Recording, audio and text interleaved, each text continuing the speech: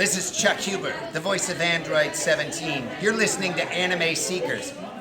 You better be, or I'm coming for you. Dragon of the Darkness, Flame!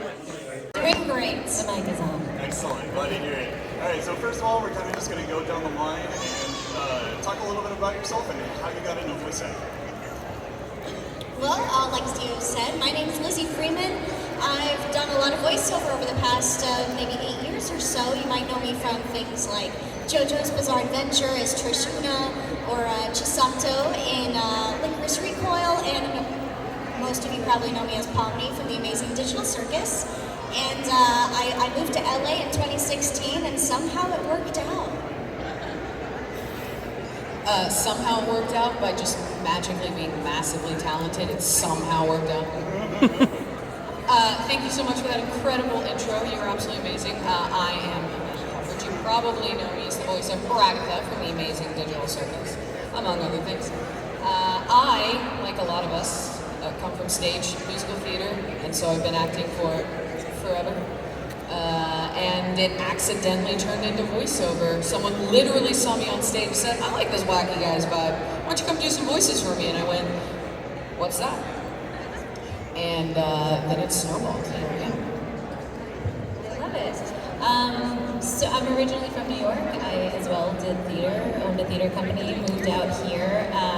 And then I did a bunch of on-camera TV, film, and then after Girl Meets World wrapped, my manager introduced me to a voiceover agent, and she just basically threw a whole bunch of things at the wall, and video games kind of stuck, but I've also done a bunch of cartoons and whatnot, and here we are. That's kind of how that happened.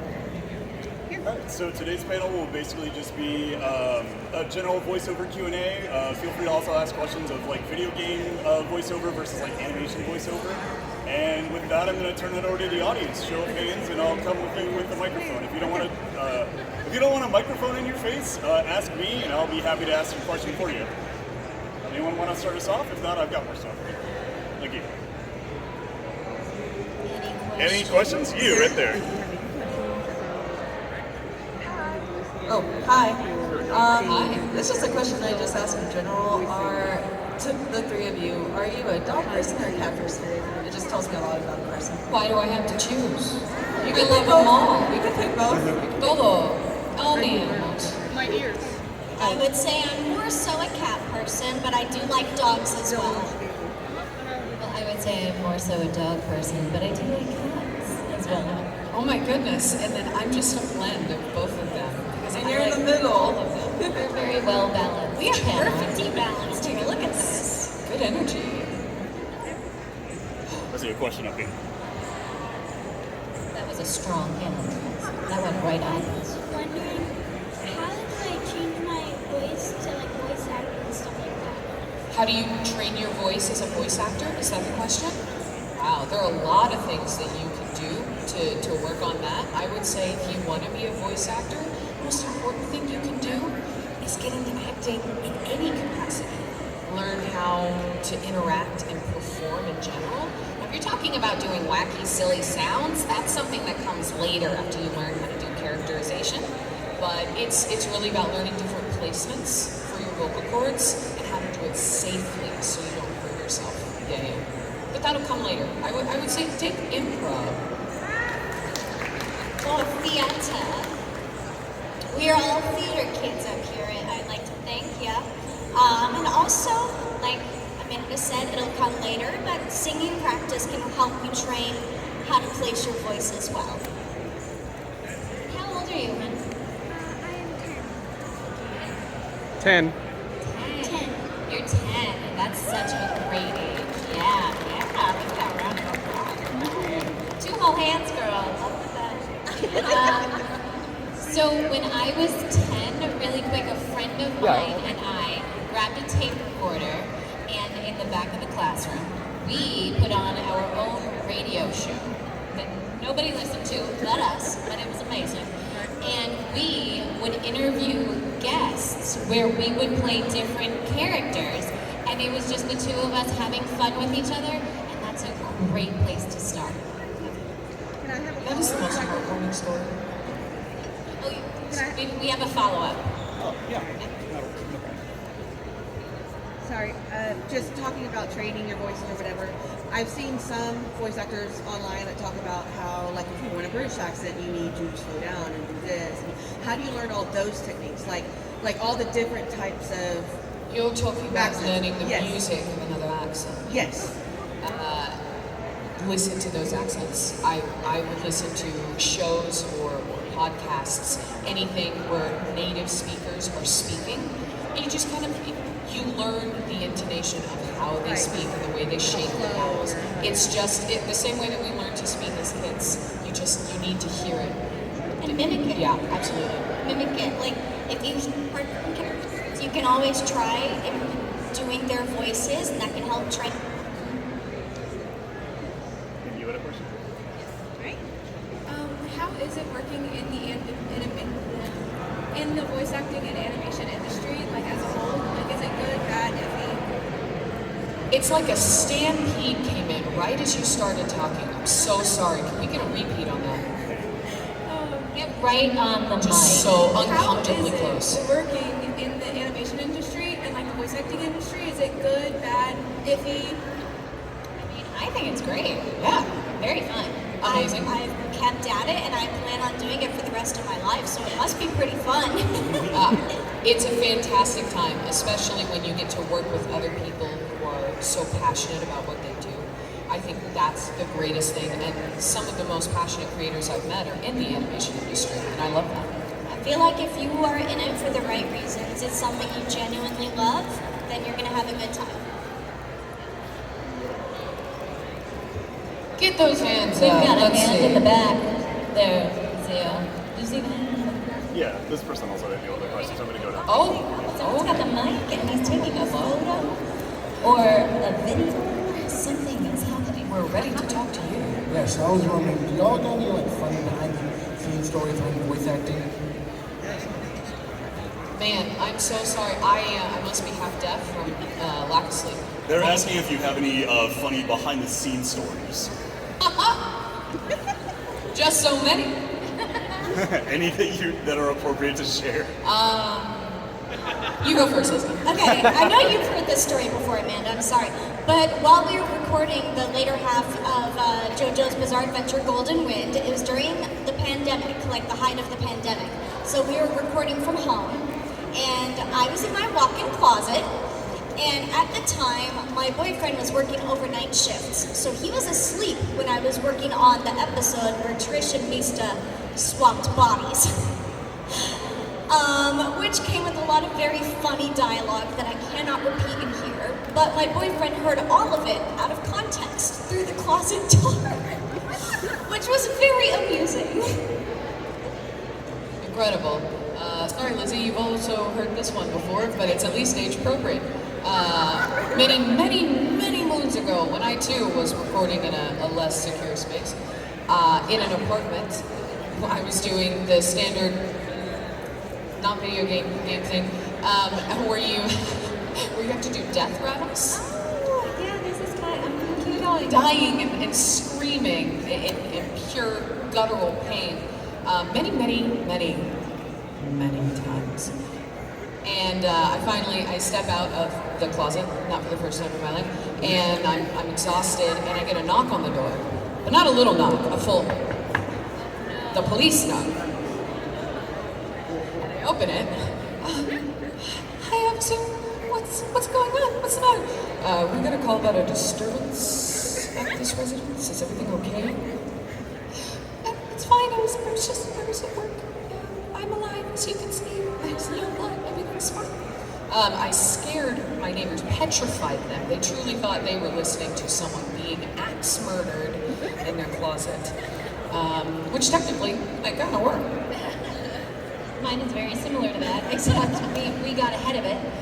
And my husband went next door when we lived in a condo to the neighbor, and he goes, "Hey, you might hear my wife screaming, but she's fine. She's just recording a voiceover." And I was like, "I'm fine. It's gonna sound crazy, but I'm fine." So yeah, he's done it a few times now, whenever he's on like a work call, and I'm recording something in my studio. So yeah, it's fun. Did they ever tell you to blink twice if you need help? Right. She's fine. What you're hearing, not a big deal. Yeah.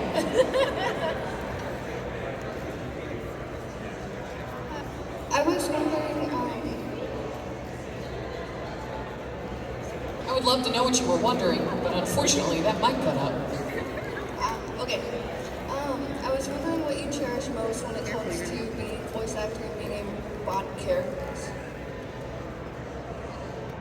Sorry, I think what I cherish most is when the fans share stories with me on how the things I've worked on have impacted their life in a positive way. For me, recently there was this lady, she must have been about her maybe late 50s or 60s, and she lost complete control of one of her hands. And the way she was able to get back the movement in her hands and coordination was playing video games. And one of those games she played a lot was one that I was in, and she always played with my character. And it just really warmed me up and reminded me what we do, like what the impact we make. It's so beautiful. I mean, exactly. It's you guys. You guys are what make this so impactful, and it's so wonderful. Looking in the audience and seeing an immaculately dressed human who looks exactly like one of my characters is pretty much the coolest thing in the entire world, especially when she's not looking at me. And she looks amazing. But it's you guys. You make everything so worthwhile. You give us the opportunity to be up here. Same.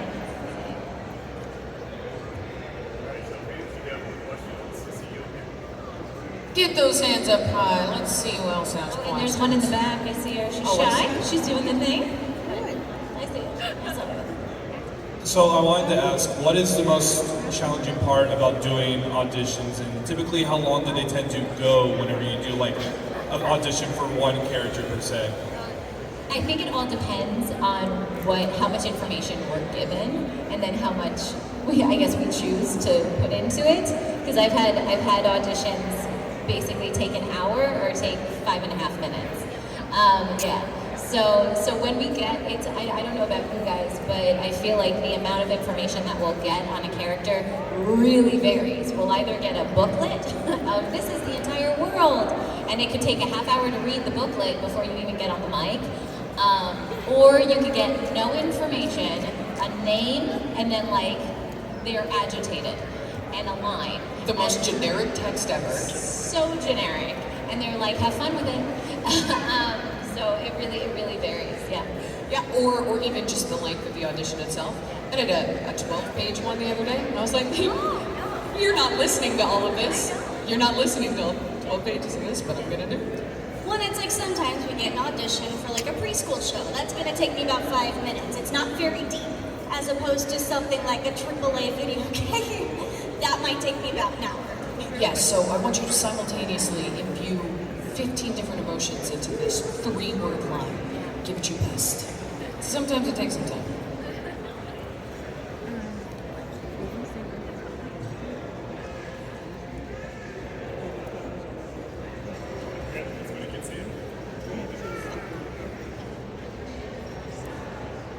so for someone who's, You take your time. We got all day. So what equipment would you recommend for someone who's just trying to get into voice acting? You know, stuff that they can use to just start practicing before they're even ready to like audition for things, just so they get used to hearing their own voice. The iPhone. Honestly, yeah. I started recording on my little tiny flip phone when I was in high school. And like Cheryl said, you just had a tape recorder. Yeah. So whatever you have, and there are great. How dare you? we all know. We all we have put a tape tape recorders. in I and have we one. closed it. There are also great resources online. If you've heard of voiceactingclub.com, there's an article on there. Thank you. Oh, we have our voice acting club friends. Hi guys. Hello, friends. There's an article on there all about equipment and gear that you can get, and the prices it ranges. So you can research that and see what works for you. Also, the classic starter mic, the blue snowball. Not for professional work, but good to start with.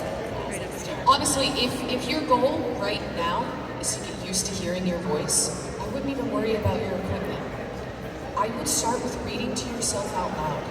Pick a book, pick a magazine, anything. Just start reading and talking out loud. It's kind of funny.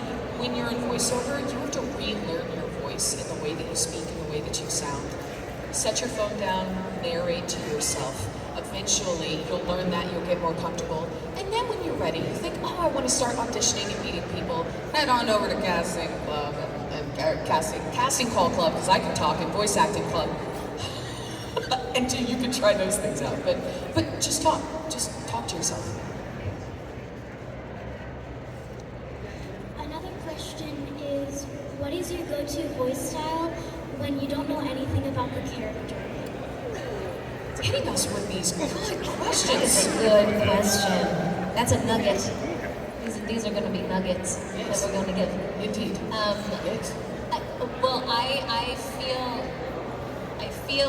Okay, so what's interesting about the voiceover world is, and I guess the acting world in general, is it finds the pocket that it wants you to be placed in. So when you start, because you just throw everything at the wall, you try all of your zany voices, all different ranges in your tone that you can try, and then something's gonna land, something's gonna stick, and it's gonna be like the money pocket, where people just like it, and that is gonna be your go-to. So for me, I either range a little bit more nasal, but really, really clear, kind of like a teenager, like, hey, what's going on? Or I go like straight down, like, what's going on? Get really up on the mic. So those are my two go-tos. Yeah. Very similar go-tos. Oh my God, stop Matter it. of fact, yeah, it's really about learning your wheelhouse, so I call them my tool belt characters. When you learn your voice and you know it really well, you kind of have these archetypes in your head, and you think, okay, this is character B that's in my head, but lower. And you can kind of shift them around to make them fit, so it's like you have a starting point, and you play around with that, and you figure out your wheelhouse. And much like my gorgeous friend over here, I tend to go all the way down here, pretty serious all the time. A little bit Jennifer Hill. People like this one a lot. Or you do wacky, zany, silly stuff up here, which is no in between. You know, like Cheryl said, it kind of finds you. When I first started out, I thought I would be playing all of the young kids and everything, which I do. I do play a lot of the young kids, but I find mostly I'm cast as like just the teenage anime girls. That's my bread and butter right there. I mean, you sound great. Thank you. It's mostly my natural voice I'm cast for. Oh no, wait.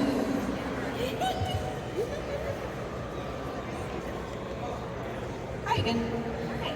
So, as someone who is trying to become a voice actor, I think one of my main concerns is that do you really have to like travel as a voice actor, or is it something that you can do remotely at home? That is a question, and it depends entirely on what you want to do. I will say that voice acting, much like the majority of the entertainment industry, is constantly evolving, and it is very different now than it was 5 years ago or 10 years ago. It depends on what you want to do. There's a good voice acting scene here in Texas. It's not necessarily the easiest to break into, but if that's what you want to do and you want to be here, if you want to do cons, you can do cons. If you don't want to do cons, you don't have to. You want to move to LA and do the stuff that's there, you can do that. There's also a hub in New York, there's a hub in Atlanta. You can kind of plant yourself. You can be somebody who travels. You don't have to. It just depends on you. But keep in mind that where you're at will dictate what is open to you. And, you know, you might be limited if you don't travel. But that isn't obligatory. You know what I'm saying? No, yeah. I'm trying to be optimistic about it. I just have a fear of driving long distances. Well, I'd say there is still opportunity to work remotely. The indie scene, there's open casting calls you can find on Twitter or on castingcall.club, things like that. But if you want to be doing the anime or video games and things, that's going to be in LA or Texas for the most part.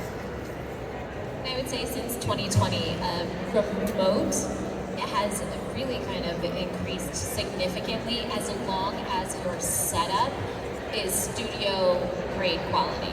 So it would just all be about making sure that you sound professional so that they could take your voice and whatever you submit for your audition even, and they could throw it on the radio or throw it into a TV commercial or TV show, whatever it is. It just needs to be studio grade quality. All right, thank you. Got more questions? Got a hand? Oh, That was like a fancy jacket. very metallic. Well, I heard about you need to look appropriate, so. Okay, welcome to Houston, but you guys are having a... I don't know what's up with this microphone. So, I have 2 questions. There it is. First question, do you find it's more fun to play an established character or something that you're trying to get to create? And second question, what would you like to do moving forward in your career that you haven't done? I like to build a character up from the ground. I like to build a new character because it's all on me. All my choices, all the fun things that came out of my head. And then the second question, what was that again? Something I want to do that I haven't done yet? Listen, I get in the moment, okay? I live in the moment. I'm like a cat. The second question is I want to, like, it is my goal. I want to be a recurring character in an animated series on a cable network or streaming service. You're so succinct. I feel like my brain is pure chaos. Which is probably why I prefer to also create my own characters. I know some voice actors are very talented at impressions or sitting in the pocket of something that already exists. And man, do I respect and idolize that. That's not me. I'm not very good at that. So I prefer to create something for myself and a goal. Oh, this is gonna sound sloppy. My goal is to just continue doing exactly what I'm already doing. I'm so happy at getting to work with people like these guys. Stop! Don't clap for me! Don't give me emojis! Stop it!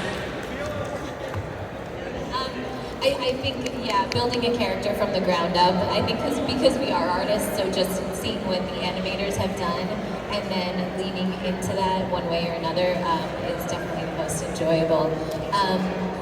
I just had a daughter, so when it comes to career, I'm kind of, I think for me, I'm just hitting pause and taking a breath, and I'm very much looking forward to it. That's beautiful, and honestly, really good for you to actually do that, so you can like take care of yourself and your family. I love you. The present, baby. If there was a casting call for a video game you loved, like of your dreams, what would you pick and why? If there was a casting call for a video game that you've been dying to try, which would it be? The Super Mario series. Oh. Yes, I want to be a Mario princess. Which one? Daisy. I cast you as Daisy. I would take any of them though. Yeah, that's amazing.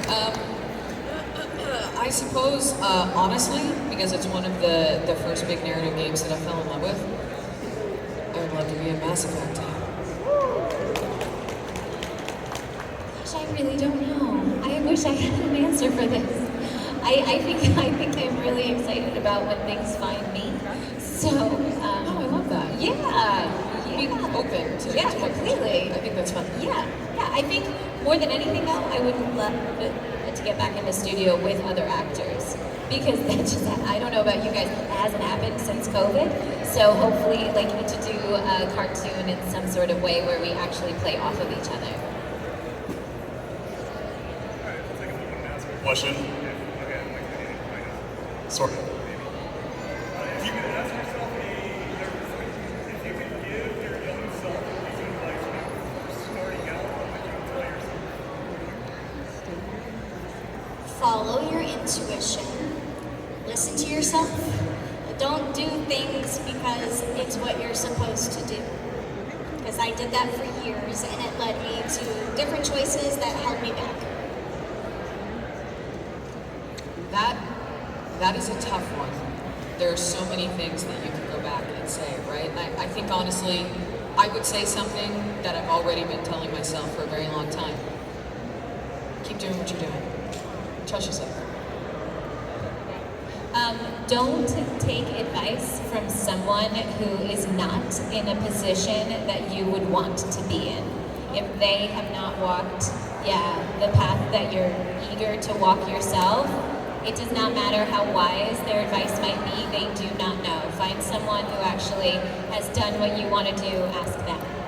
Already having perfect mom knowledge. Oh, thank you. That was incredible. I feel inspired.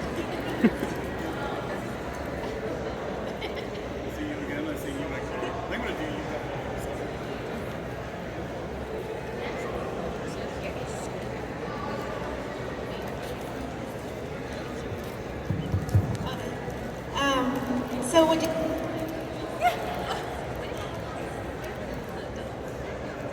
Do you want mine? I can share.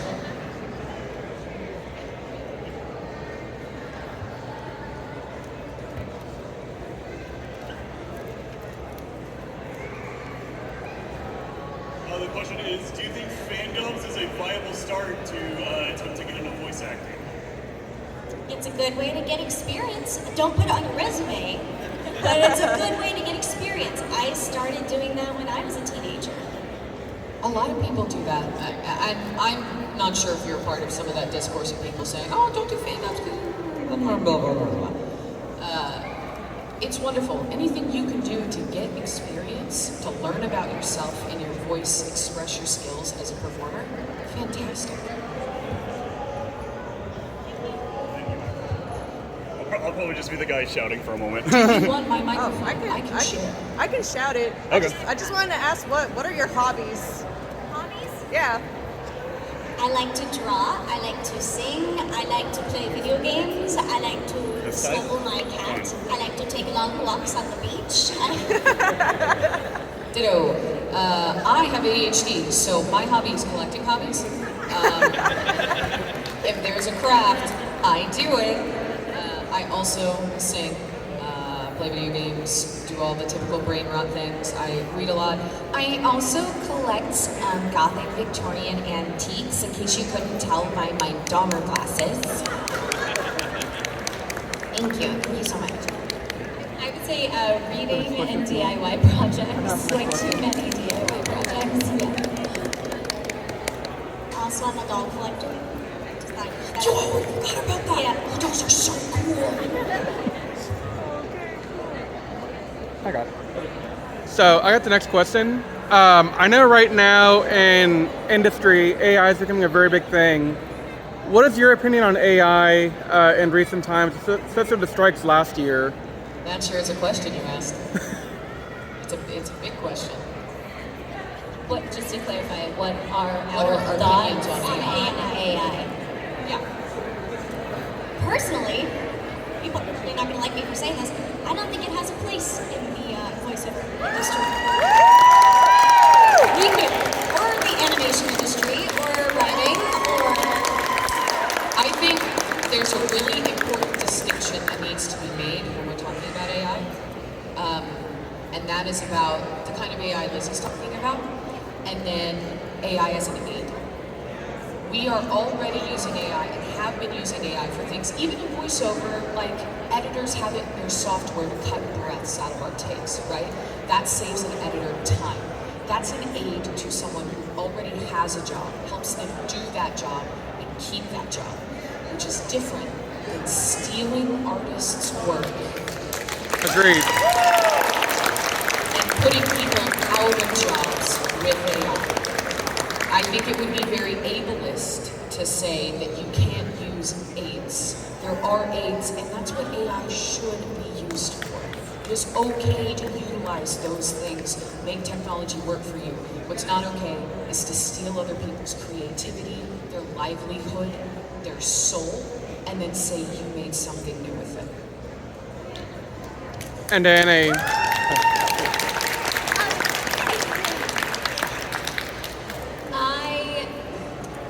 think it's an advancement in technology that we can't get away from, so we are going to figure out a way to work with it. And that's why right now all of the provisions that we're putting in place as much as we can are so important, and that's why we have collectively as an entertainment industry been so vocal about where we stand on it. So that's, I do believe like in the future we're going to see us working with AI hand in hand, and we're going to have the provisions that we need. So I'm a firm believer in that. I'm optimistic. I love your optimism. That is why we're striking. So, a follow-on question for you guys. Obviously, we all don't like AI being used in voice acting and animation, but how can we as fans support you guys and keep AI out of that part of voice acting? I think I only heard about 50% of what you said. Here, let me try. Does this thing work? Yeah. Okay, so my question is, obviously we as the fans agree with you that AI has no place in animation, voiceover, and all that. What can we as fans do to support you in that quest to get rid of it or minimize it? What you're already doing. People are already speaking about the fact that they're not interested in that kind of content, and you show the people who want to use it to make money that they won't make money with it, then they won't care. They're only invested in it as far as it can benefit them. So if you are a proactive consumer of media and you're careful about what you spend your money and your time investment on, that's what we need. All right, I'm gonna snipe another question. When you're in the booth and being given direction from a director, what are some things that directors have done that you like, and what are some things directors have done that annoy you? As for like 72 takes of the same line, Yeah. that would be a dislike. Yeah. And then I really like it when a director has a vision and also understands more of the story, because again, as a voiceover artist, you're not necessarily given the full context of the story. You're not necessarily given the full script. In fact, very rarely are you ever given a full script. So you don't know the arc of your character.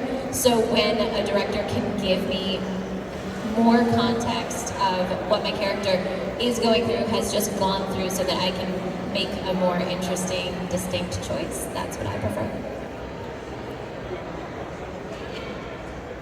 Okay. There's something called mind reading where I don't necessarily hate mind reading. That's not the problem. But when that is your fallback directing style, then you question my skills as an actor, asking me like, how long have you been acting? Where'd you learn your acting? Things like that. That starts to get under my skin. Just a little bit. Yeah, 1,000,000%. I find it frustrating when directors will say, give me another, give me another, give me another, with no direction. I'm not saying I want to do it 72 times, but I will do it 72 times if you give me 72 different directions, or even 42, and we're repeating some of them. If you know and you're leading me to a place, you just have to show me that I can trust you, right? Because you're the one in charge happening, I need to be able to trust you. That's really all I want. Similarly, things that I really love that directors are able to do is they set up your sandbox, but they know when to let you play. They don't over-direct. They're like, you were cast for this role, you are bringing something to it naturally, this is where you can play, this is where you might need more context. It's just nice to have somebody who knows and has that vision, because we don't get a lot of context as voice actors, sometimes at all. We got more questions? Anyone who hasn't asked a question? I saw a question over there. Right over there. Yep. I'll get back to you. Oh, right behind the blinding lights, but I saw you. Oh, testing 1, 2. Okay, awesome. I love it. Oh. What would you say?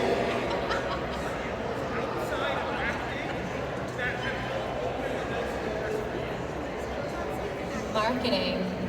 Singing.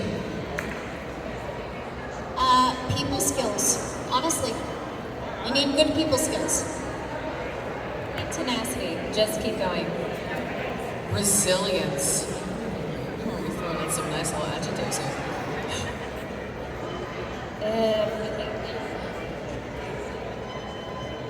When you audition, what was the worst first audition instructions you got, like in the script, and how did you make it work?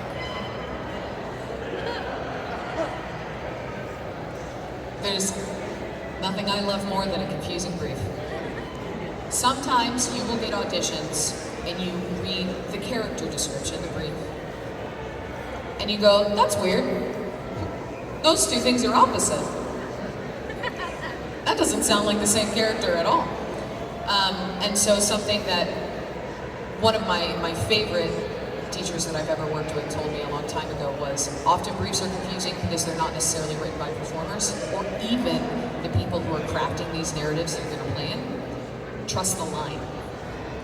You trust what the line says because the line is spoken from the character, of the character. Read the line, what makes sense in that, and then use what makes sense from the brief and throw away what doesn't.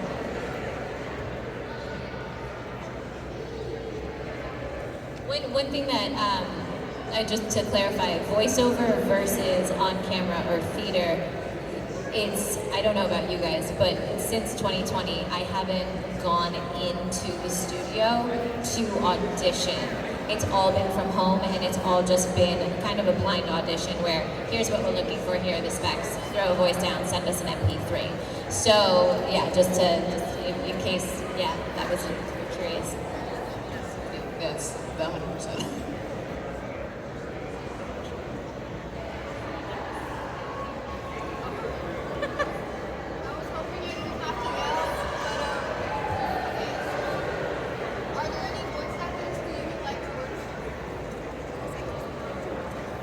Yeah, 10 out of 10. They're both on this stage. So she asked if there were any voice actors we want to work with. I would second Amanda's answer. But also, Jeff Bennett. I want to work with Jeff Bennett. He's so fun. Okay. His acting choices, like his comedic acting is some of the best in the animation industry, I think. That's a great pull. Yes, absolutely. I'm gonna second Amanda's answer here. It's pretty sweet. There are so many actors that I want to work with, but one that just pops up. I mean, I've worked with her in one way, but I would love to work with Debbie Derryberry. Yeah, and then also Kathy Bates. She's obviously a brilliant actress, but she also does voiceover quite a bit. So. God, you guys have great voice. I'm sticking with my answer though. I mean, yeah. People on the stage. Also, everybody over there in Actors Alley, if you haven't gone over to talk to any of those other incredible actors, every single one of them, I would work with all the Jeremys. We've got a hand up here. Oh, we've got a hand.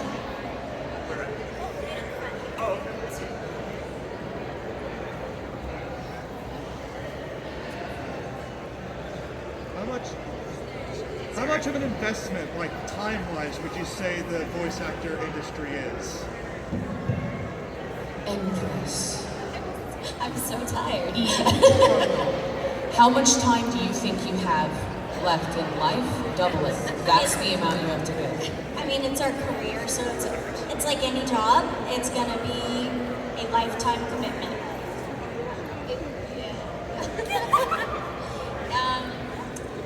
Are you talking about more for auditions or for the pursuit of it, for researching stuff? Pursuit.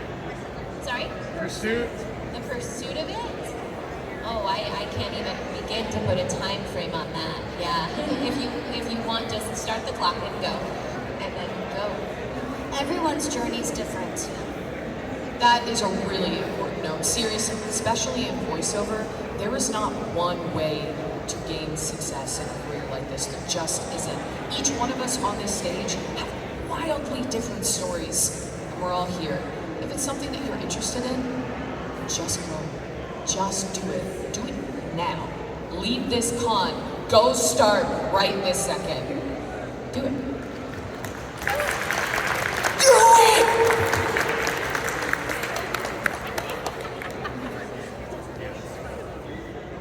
You got more questions, more hands? I see you. I'm just on a roll. I am curious. Oh. Hello? So you said you're tired. I'm guessing a lot of you get tired of voicing? How do you manage to take care of your voice? Like, let's say, like, you've been in the booth for so long and your throat is, like, just really scratchy. How do you take care of that? To be fair, I am also a new mom, so that could definitely That get too. to why. But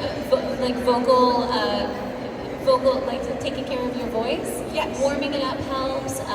Warm drinks help. Rest helps. I would say preventative measures, not straining your throat, using your diaphragm to support projection so you don't get your voice as tired as quickly. And yes, proper rest between recording. Give yourself like 24 hours sometimes if you need to just not talk at all. Preventative is the most important thing you can do. You need to learn proper breath support. You need to learn how to strengthen the muscles around your vocal cords. You need to warm up. There are movements that you can do in between sessions, like blowing through a really tiny coffee straw that helps reset your vocal cords. All of these things are amazing.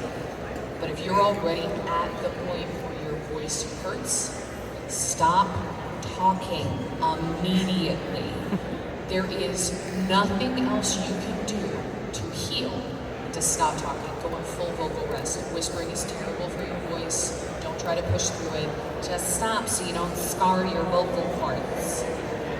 And one quick piece of advice that I got early on in my career that I really loved and still listen to today is if it hurts, don't do it. Because when you audition for so many things, you want to do all of these zany characters, whatever it is. If you find a voice or if you're screaming or doing something that's vocally straining for you specifically, and you can't recover immediately from it, just don't do it. Because there is going to be someone who can do exactly what you're trying to achieve that's hurting you, that does it in their sleep.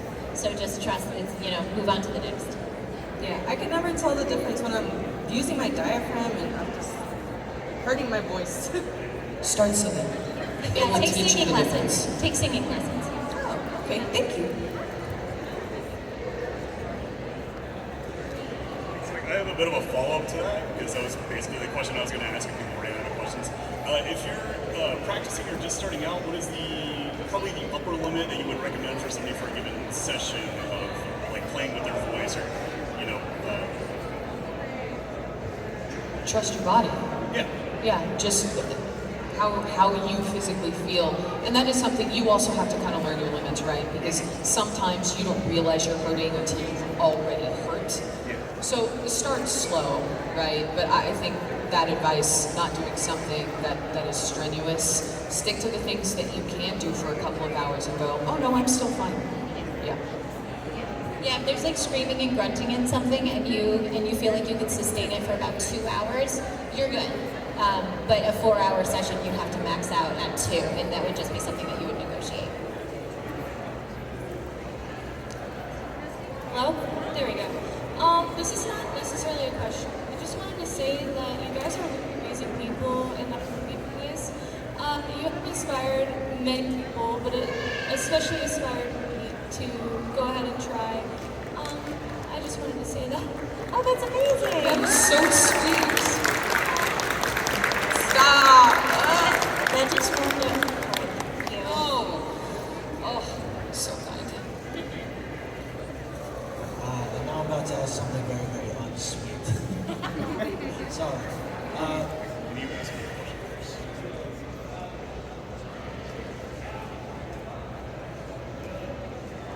Do you guys have any thoughts on the Veronica Taylor situation that happened a little while ago? No. Smart answer.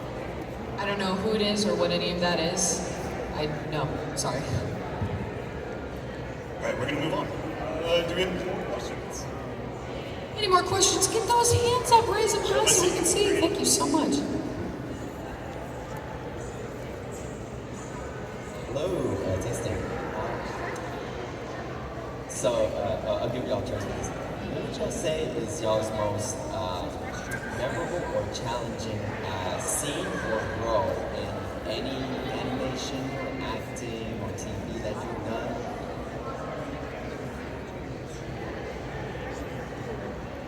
Yeah, I got one. Most challenging is hard. There are lots of challenges that are challenging in different ways, but a recent one I will give you. I had to do for a that I was in recently. There was a very impactful emotional revelation for a character, and I had to do a full breakdown. And I wasn't totally warned about the content of this breakdown before I got in the booth. So some of it was a little real, but it was navigating those emotions in that moment, learning how to make sure it was still channeled in the character correctly. Sometimes you think, as an actor, finding the emotions is the hard part, but it isn't always exactly that. Sometimes it's making sure that you put them in the right place. Or for people like me, I feel big. Naturally, I got big emotions all over the place. So making sure that they come out correctly for the character, that it isn't just me overshadowing what the character would be doing in that moment. And so there was a little bit of back and forth in my mind for that, finding my footing at first. But then I think the scene came together really, really well. So, It's so, no, because it's so true. Because sometimes, like, you're going through a process of yourself, you've attached yourself to something that the character's going through individually, and you're like, well, this is how I would handle it. But pausing and being like, but hang tight, I'm not being me, I'm playing someone else. And so you have this entire toolbox, so you're like, I can really go there, because I've got all of this. And then fine-tuning the dial. I love that. That's such good advice. It's such a good reminder. It really is. I would say it's the most challenging role is, I feel like I've talked about a number of things, so I'm going to change the story. And I'm just going to say one thing that it was challenging, but I didn't know it in the moment, and when I look back, it was really just a great training ground, was when I wouldn't say starting out, but when I was getting my foot in TV, on camera, and just making, like, basically building those relationships with casting directors. I took casting directing workshops, 4 to 5 days a week for an entire year, and the way that workshops worked back then, you would get copy, and it could range anywhere from 2 pages to 8. Sometimes I got a 13-page thing. And you had 15 minutes to prepare. Make your choice, and then you perform in front of the casting director, and they will remember you. And they could literally give you an opportunity off of that 15-minute prep. And so because I did it so much, that was my go-to. It was like, cool, I need 15 minutes to prepare. I would get off book, I would make my choices, and then would throw down a performance. And what was wonderful about that was really leaning into trusting your instincts. And that plays a crucial role in the voiceover world, because there is no time. You get an entirely new script that you didn't see prior to your session. You need to make those choices, you need to trust your instincts. So that's what I would share. Trusting your instincts, really. A lot of the time, it's my first take they go with. But we're going to talk about the most challenging role that I've played. Has anyone here seen the anime Inspector? Yes, so I like to call it Exposition the Anime. I play the main character, and she literally talks from beginning to end, almost every episode. And it's an anime. So, syncing to all that dialogue, to lip flaps, and the timing was like, it was an anime, what's the word I'm looking for? Crash course, honestly. Oh my God, I'm exhausted hearing that you did that. Hi.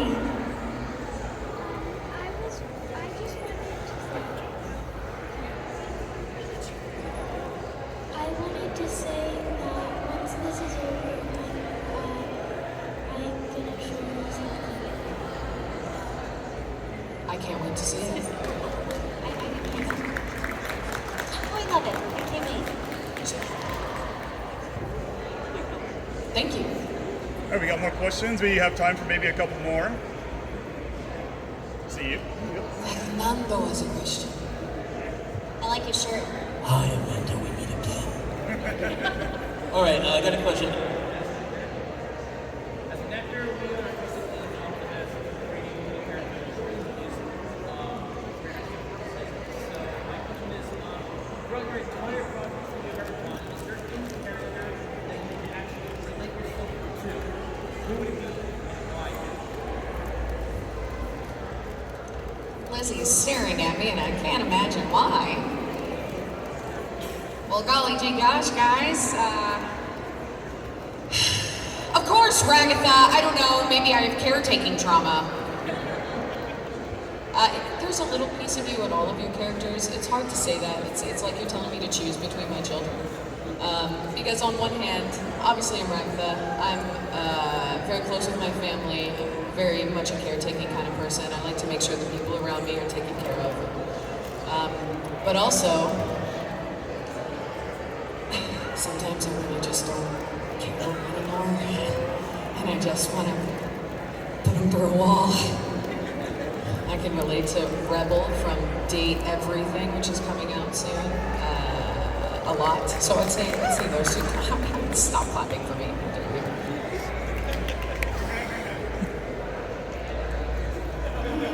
I mean, I am Poppy. Like, she is me, I am her. And our friendship is Ragatha and Poppy. Well, no, I reciprocate. We're friends. No, she does. She's amazing. She's amazing. I think, honestly, playing Gwenpool felt the closest. With how fun and bubbly, like, and sarcastic she was, like, to my core. Yeah, that one was really fun. I can see that. It's in your personality. You were so fun. Yeah, thanks. One more question if anyone's going. Yeah, let's see. Hi, I love. I wanted to say, are there any characters that you guys would love to play?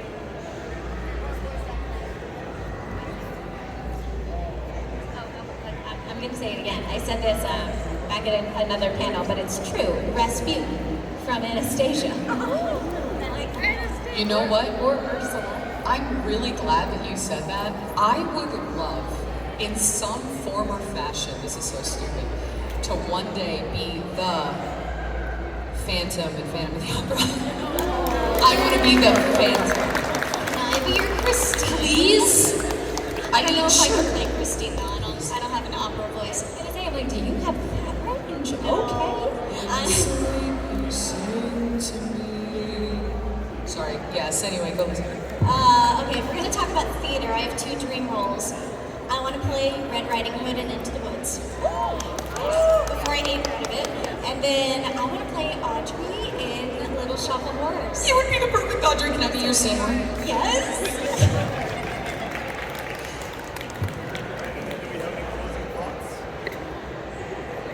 What? Closing thoughts. Yeah.